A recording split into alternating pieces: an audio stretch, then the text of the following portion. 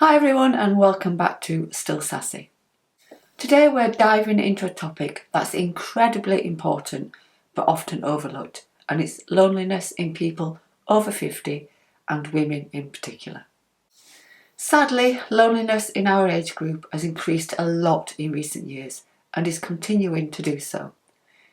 It makes for grim news, I'm afraid, as loneliness can significantly impact our physical and mental health for the worst. And if you're feeling lonely, you'll know that already. The good news is there are ways to combat it. So here today I want to explore how it impacts us and look at the steps you can take to help move you out of this isolation, this horrible feeling of loneliness. Now before I go on, I would love it if you could subscribe to my channel and also like this video. Thank you very much. Now loneliness isn't a new thing by any stretch of the imagination, but it's becoming quite a widespread thing.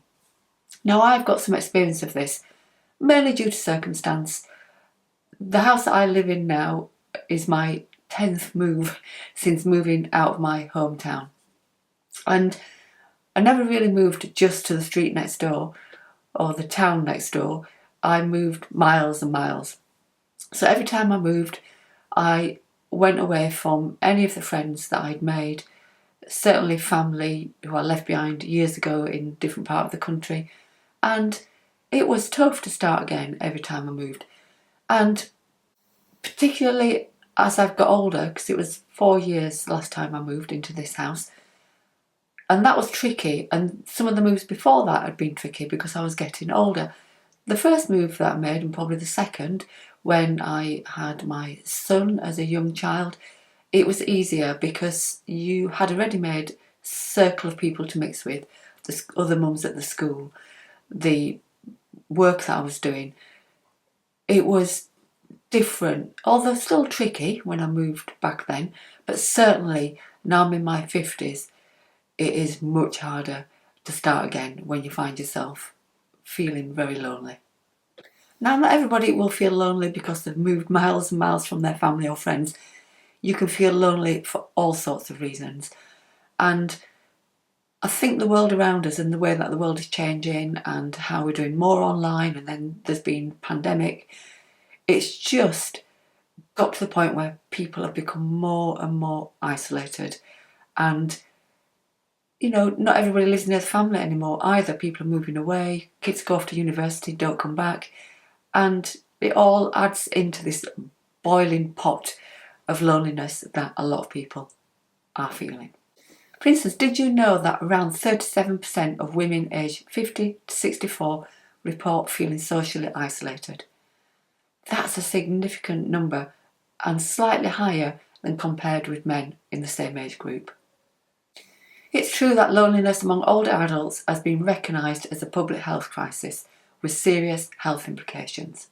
So it's been linked to several severe health conditions. For instance, it can increase the risk of heart disease by 29%, stroke by 32%, and dementia by a whopping 50%, which is pretty scary.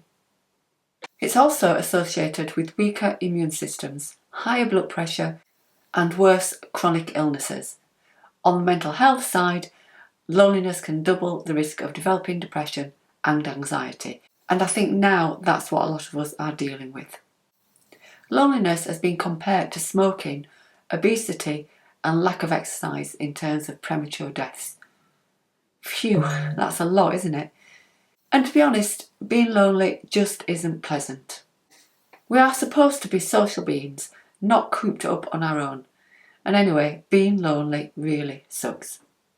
But don't worry, there are ways to fight loneliness, and it starts with taking small, manageable steps, which I'll discuss next. Now, as an accredited coach, I spend a lot of my time working with women on their mindset, and I know how hard it can be to make the changes needed to improve things. It's scary even. However, our thoughts and feelings on anything can't be changed without effort. If you don't alter how you view and feel about situations and take the necessary steps to improve things, it simply won't happen. Things don't improve by magic or just because you want them to.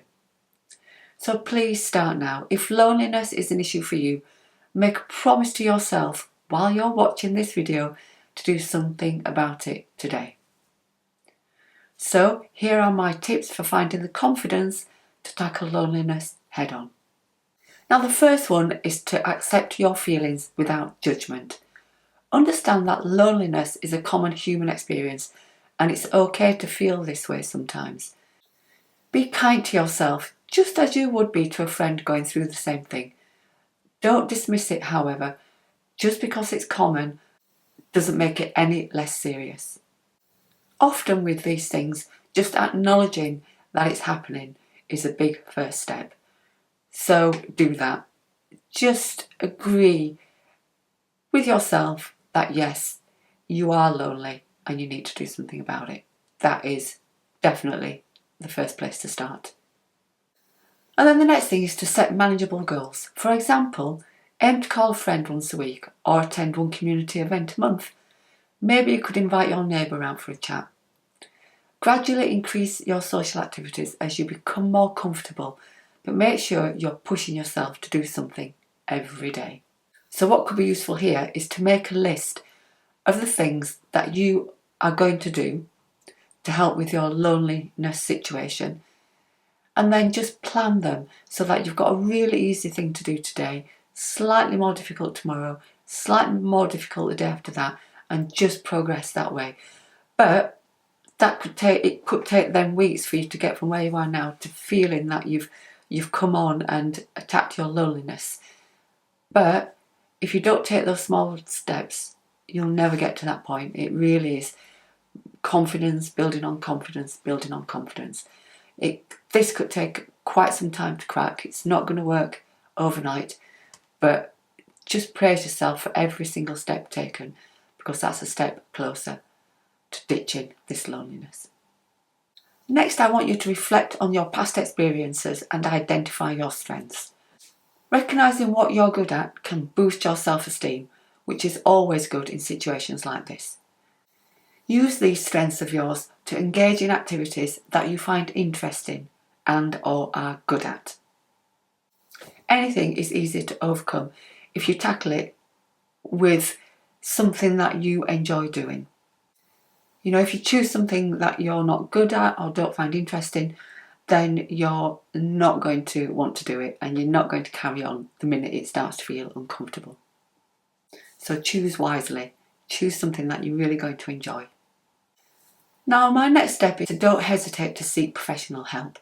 Talking to a therapist or coach who can provide strategies and support to build your confidence is priceless.